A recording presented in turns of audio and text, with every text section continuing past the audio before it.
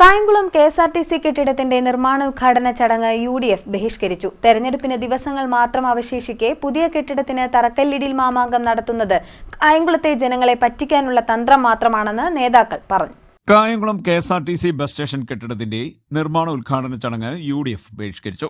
2005-ൽ M Hasan നിയമസഭാംഗമായിരിക്കെ KSRTC bus സ്റ്റേഷനിൽ നടത്തിയിട്ടുള്ള വികസന പ്രവർത്തനങ്ങളല്ലാതെ കഴിഞ്ഞ 20 വർഷക്കാലമായി മാറി മാറി വന്ന ഇടത് എം.എൽ.എമാർ ₹1 പോലും വികസന പദ്ധതികൾ ഇവിടെ നടപ്പാക്കിയിട്ടില്ല എന്ന് യു.ഡി.എഫ് കോൺഗ്രസ് നേതാക്കൾ പറഞ്ഞു. മഴ പെയ്താൽ കുളമായി മാറുന്ന ഗ്രൗണ്ട് ₹250 കോടിയിലധികം ചിലവഴിച്ച് ഉയർത്തി കോൺക്രീറ്റ് ചെയ്തു. 40 ലക്ഷം രൂപ ചിലവഴിച്ച് പൊതു ശൌചാലയം നിർമ്മിച്ചു. സ്ത്രീകൾക്കും കുട്ടികൾക്കുമായുള്ള വിശ്രമ മന്ദിരം നിർമ്മിച്ചു.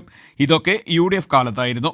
കഴിഞ്ഞ 10 വർഷക്കാലത്തിനുള്ളിൽ കെട്ടിടത്തിന്റെ സിമന്റ് പാളികൾ അടർന്നു വീണ് ഒട്ടേറെ പേർക്ക് പരിക്കേറ്റിരുന്നു. പുതിയ കെട്ടിടം നിർമ്മിക്കുന്നതിനായി പഴയ കെട്ടിടം പൊളിച്ചു മാറ്റിയിട്ട് തന്നെ 2 വർഷം കഴിയുന്നു. തെരഞ്ഞെടുപ്പിന് ദിവസങ്ങൾ മാത്രം ബാക്കി നിൽക്കെ പുതിയ കെട്ടിടത്തിന് തറക്കല്ലിടൽ നടത്തുന്നത് കായംകുളത്തെ ജനങ്ങളെ പറ്റിക്കാനുള്ള തന്ത്രം മാത്രമാണെന്നും നേതാക്കൾ പറഞ്ഞു. ഈ തട്ടിപ്പിന് കൂട്ടുനിൽക്കുവാൻ യു.ഡി.എഫിന് കഴിയില്ല.